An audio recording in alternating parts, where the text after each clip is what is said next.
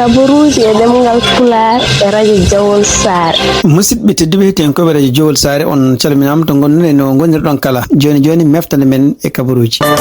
meftande men kabaruji jamma hande jaten koye dendi Amatoure e kabaruji dowlaji dentuɗi e kabaruji international. bandiraɓe sehlaɓe heɗotoɓe radio Juillet Sare jaam hira mon hande ko ñalawma aset walla ko jamma aset nayi lewru juillet hitandu ujunaji ɗiɗi e nogas e jeegom habaruji moɗon ɗemgal Pulaar siftindon tan kadi hande oɗo ñalawma ene wayno ko ñalawma gulɗo ko noon kadi toɓoji mbaɗi ko ɓuuri hewde e nokkuji toon to États-Unis ɗum noon hawri kadi ko ñalawma peetaɗo manditaɗo États-Unis ɗum noon manditaɗo mbiyata waɗi duuɓi temedde ɗiɗi e capanɗe joyyi ko kamɓe États-Unis ɓe déclaré indépendance e leydi mabɓe ɗum noon ene wayno no kanko Donald Trump ene wayno ko haala ka o jogorno haalde ɗum noon dental ngal yano toon to mall national ɗum noon ko toon to Washington ene wayno o dirtini ɗum ha hedde 11h jamma ɗum ɗo fof ko sababude toɓoji baɗɗi toon to Washington kanko Donald Trump ma o huccidi kadi yimɓe wonnoɓe toon oɗon saa e molo haalande men ko fate en ndeɗo manditare wattude hitande temedde ɗiɗi e capanɗe joyyi nde kanko Donald Trump o tawa pour wonde président ko way wonde fof ene wayno kadi ko guure kewɗe ɗo e États-Unis ene wayno manditare nde kadi hollama yimɓe kewɓe nde renduɓe toon kono noon e wayno ko ɓuuri hewde kadi guure he ko suwa ko nguleyki ne heewi suwa kadi ko toɓoji ne keewi ko fate weeyo ene wayno ko ene ɗamina wonde ko ɗeɗo balɗe garoje kadi amma nguleyki ɓeyde hewde nokkuji tugui New York toon ha yettinma toon to Texas ene wayno ko toon to Washington DC e New York City e Philadelphia ene wayno ko nguleyki ma a yaade toɓo ma jafoɗon noon ma on nan piyanɗe ɗum ɗo ko sibabude yimɓe waɗoɓe pétroji pour ko fate ha hande manditare temedde ɗiɗi e capanɗe joyyi hitande ko États-Unis heeɓi hoore muɗum ko way wonde fof ene wayno ko kanko Donald Trump tumnade kadi ko CNN reporti ene wayno ko 11h jamma ma o huccide yimɓe kadi ɗum noon ko toon to Washington DC o wawa haalde ko fate en miijoji ɗi o jogui ko fate ndeɗo manditare ɗum noon siftindon tan ko kamɓe démocrate ene wayno koɓe belaka kanko Donald Trump gueɗe ɗe waɗi hen ko fate oɗo ñalawma ko gueɗe ɗe ganduɗa ko wiide wonde ko yiiɗi hollude inde makko yo yaltu hen tan walla kanko hoore makko haala makko yo haala hen ko noon wona haala indépendance leydi États-Unis nde ko fate ndeɗo manditare ene wayno ko kanko Donald Trump e nder kadi ko posti média makko social o hosi hen biyeji $100 ɗiɗon biyeji kadi tan mbaɗi signature makko ɗum ɗo fof ko hunde nde ganduɗa kamɓe républicain walla kuuri hewde yimɓe oɗo sadio en américain je en jannamo wiide wonde ko kanko ko jiɗɗitinen ko jiiɗa e ɗum ɗani wani ko Trump kañum hoore mum en woni yaafima ken wona fof ɗi sappo e goo neɗɗo ɓeɗo fof ko yimɓe ɓe ganduɗa en e wiide makko kadi ko yimɓe e wiide makko ko yimɓe ɓe ganduɗa ngala ko mbaɗi wawi ko wawi ɗum ɗo kadi yaadi koye ɗum ɗo kadi yaadi koye feetoji manditare États-Unis ko jiiɗa ɗum toon to Californie hono oɗo takkanoɗo walla tumuɗoɗo kañum hoore mum yeehi toon to galle kanko Nancy Pelosi gonnoɗo speaker house tawi toon joom galle muɗum ha fi ɗum marto hoore en wayno oɗo saaha kanko takkaɗo en mawno tribunal ɗum noon ko takkede gueɗe ɗe ganduɗa en toñengueji surtout ko annimo joguino warde oɗon ɗum noon kadi ko tumnade kadi haaluji habaruji gumriɗi toon to LA Times toon to New York ɗum noon ko jimowo debbo gandaɗo ɗum noon ko ɓuuri haalede toon hanki ko dewgal makko kono ene wayno jamma hande ko ɓuural haalede toon ko fati discours makko kanko Mamdani ni ko maire mo New York ɗum noon discours makko mo jogori haalde hande kankone koko fati en kanko hoore makko wonande kala ko fati immigration e surtout kadi ene wayno ko haaluji ɗi haala ɗi foof ko hunde nde ganduɗa jogorne luutodirde e kanko politique makko kanko Donald Trump ɗum noon hayso ndo haalani inde Donald Trump discours mo waɗa ɗo foof ene wayno ko o yennata hen ko politique Donald Trump pour gueɗe ɗe waɗata contre immigré ji ɗo e États-Unis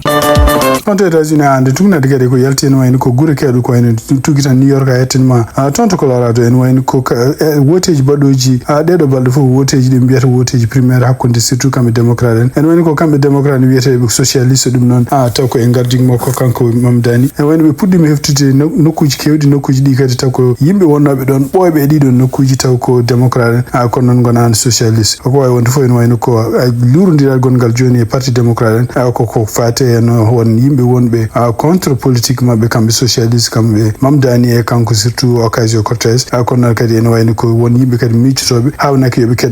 keɗono ɓeeɗo pour ene wayno ko sukaɓe gaari e kadi politique walla philosophie mo gaddi o ko hunde wawde wallude démocrate en ɗum noon ko sendi kamɓe parti démocrate en tan e surtout kadi e yimɓe kadi wonɓe parti démocrate en taw ko wiyeteɓe socialiste ma en gartu hen so arjeeɓe e habaruji men garoji taw mbawen jokkodirde e yimɓe wawɓe famnude en hokko ɗum no firti ko way wonde fo en wayno tonto Colorado kambe democrat socialist en wayno be kefti son nokkuji ni ganda taw ko yimbe Colorado nabe boybe don e wonde sadiyanko tonto Michigan kadi en wayno ko kanko Ocasio-Cortez mon andorsi odo sajo ne de biete Abdel Said on kadi en wayno ko socialist kanyu woru dabbo wonde representant tonto Michigan non e wayno ko way wonde fo en wayno ko kambe bedo en sukabe yibbe wonbe odo sajo ne heptude parti democrat ay taw kanko mamdani mu yaade men taw kadi Ocasio-Cortez mu yaade men en wayno ko kala ko wayno Chuck Schumer en ko yimbe bu nay boybe don nay bonbe don en wayno be jidi ko hefti didon place uji pour kambe sukabe be yaaro be tuki dubi no gase hunde hayten ma chapande joyso mu heewi kanyumen gonta don kebiso parti democrat adum non en wayno odo sa jone be no beydo hewde dol ko way wonde fo en tumnade hande kambe ardibe parti democrat en bi wonde ko odo peccor gondo e parti democrat hadata e kambe democrat en fo en wayno odo sa jone be continue nanondir habaruji men États-Unis cekkitoɗen koko fati coupe du monde ɗum noon jowaɗo hande e oɗo ñalawma aset nayi lewru juillet hitan ujunaji ɗiɗi nogas e jeegom siftindon tan ko adi fof ko kamɓe Paraguay pottuno e France fiɓe 1-0 ɗum noon ɓe juwi ko toon to Philadelphia match kikiɗe kadi hono kamɓe Canada ɓe pottini Maroc en wayno Maroc fiɓe 3-0 janggo dimanche en wayno ko kamɓe Brésil maɓe potte Norvège ɗum noon ko toon to New Jersey à 16h caggal muɗum kadi en wayno ko kamɓe Mexico maɓe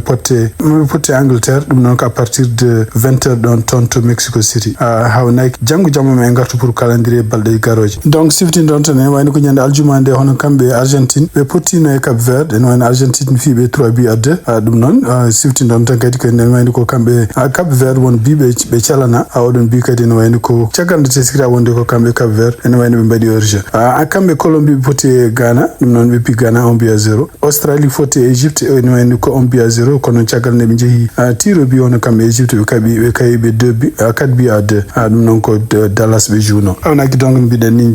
jamma jangguma e gartu kadi rokkuden calendrier ji match uji baɗoji tuggi altine ha yeten ma talat habaruji men international tuganade kadi ko winda toon to radio France international kanko Donald Trump e kanko président mo leydi Russie hono Vladimir Putin ɓe mbawi haaldude par téléphone ɗum noon haal mabɓe tuganade hande seedeji ko kaali mbiɓe ɓe kaldi hen haalduji keeɗi surtout ko fate guerre gonɗo toon to Ukraine ɓe kaali kadi guerre patuɗo en oɗo saji gonɗo toon to Iran siftinde toon ko kanko Donald Trump en wayno omo tuuma wonde Putin ne walla Iran haare hakkude kamɓe États-Unis Israël Iran Putin kañum hoore mum weltaki hono support mo kamɓe États-Unis ɓe ballata oɗo saji Ukraine surtout kaɓirɗe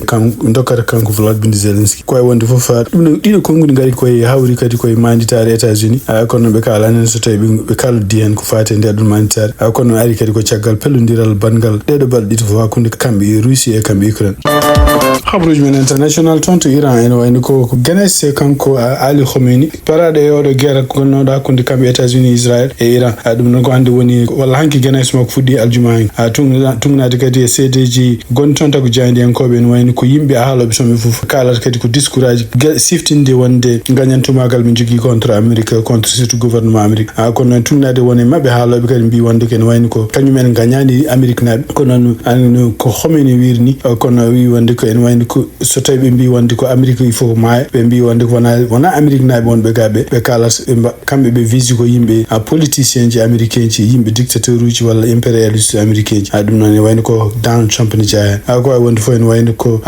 Ganes so en continue hande kamɓe hohoɓe hewɓe ne jiya toon kala andaka hen noon so tawi kanko ɓi ko kanko Moustapha est ce que omo tawa e oɗo Ganes walla omo tawa on e leydi hen ni ko way wonde fof en wayno ko ɗamina wonde ko ɓandu makko ma continue wonde toon ɗo e balɗe ɗiɗi garoje hadema ko boyete kanko noon oɗo Ganes noon waɗi nokku dini henke gonɗo toon to Tehran mo mbiyata Grand Mosalla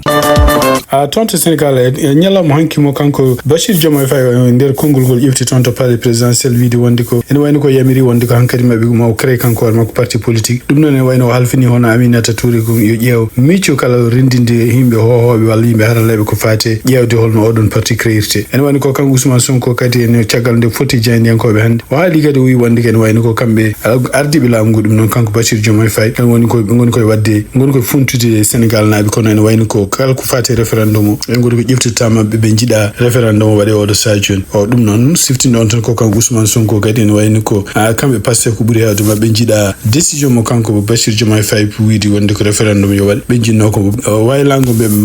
ngoɓe mbaɗi ngo haala tan e wonde ko kamɓe député mbawi waylude constitution kono e wani ko kan Ousmane Sonko wi wonde so tawi référendum ne waɗi en wayni ko ɗum woni ko Sénégal nami jiɗi ɗum noon en wayni ko kamɓe gouvernement e poti ƴeftude hokkude o ko yaaci calendrier holde oɗo référendum waɗata ɗum noon ko hunde nde ganduɗa kamɓe gouvernement toon Sénégal surtout e kanko Bashir Diomaye Faye o haalani date so tawi référendum ne waɗi o holne waɗete ko wawi wonde fof e ko teskita oɗo sa joni wayni ko jokkodiral gongal hakkude makko kanko Bashir Diomaye Faye e kanko Ousmane Sonko nene ɓeydo tan ñande fof bonde si babunde gueɗe ɗe ɓe mbaɗata goto men fof e surtout en ko sakkiti ko hadde makko kanko Bashir Diomaye Faye fellidde wiide ma woni koye créde parti makko ko kamɓe député ji Pastef kadi ƴeftude peeje goɗɗe pour waylude constitution jofademo kanko Bashir Diomaye Faye gardiɗo leydi Sénégal ɗum noon heftude kala mbawa kan kaw jogui noon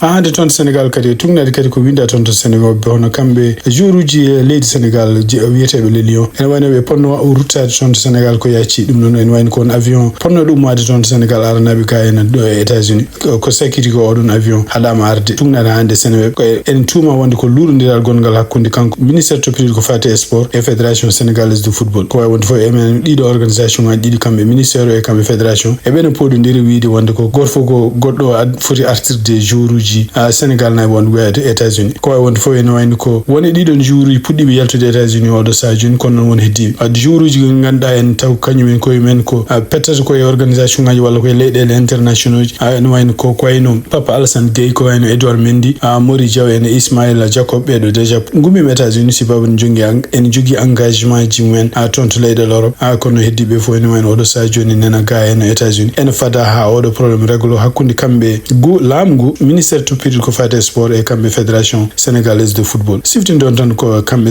fédération sénégalaise de football e nder batuji ɗi ɓe mbaɗi ɓe jamirino walla ɓe dakkodirino wonde ko kanko gaddinoɗo ko fate jouoɓe leydi Sénégal les Lions hono kanko Papa Thiaw il faut ko démission ɗum noon tugnade e habaruji jaltuɗi ummade journaux ji toon to Sénégal ene wayno ko kanko Papa Thiaw o neldini lettre makko démission déjà guila ñande kamɓe Sénégal ɓe elminade ko way wonde fof ene fada oɗo sadio noon kamɓe les Lions wonɓe ha hande to États-Unis andede holde ɓe gartata toon to Sénégal musidɓe tedduɓe tenko ɓeɗa josar ko ɗo tongi meftane men e jamma hande o en ñaguima joom jaam mo jaam woni jungo mum nde waɗante en jaam